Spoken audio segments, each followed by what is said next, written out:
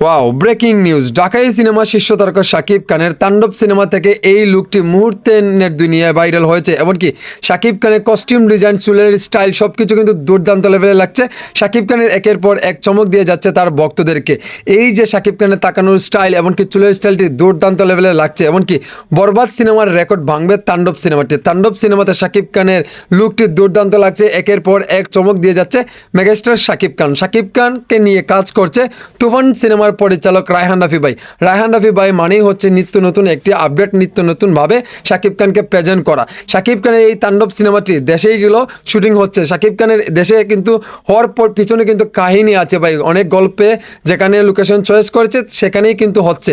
একের পর এক চমক দিয়ে যাচ্ছে আমাদের শাকিব খান। শাকিব খানের সাথে অভিনেত্রী আছে নাটকের খুবই সুন্দর অভিনেত্রী সাবিলা নূর। সাবিলা নূর তুফানে থাকার কথা ছিল, কিন্তু আমরা সেখানে দেখতে পারিনি। এবার কিন্তু তাণ্ডব সিনেমাতে শাকিব খানের সাথে থাকছে, কাজ করছে জুটি হিসাবে সাবিলা নূর। কেমন লাগছে ভিডিওটি?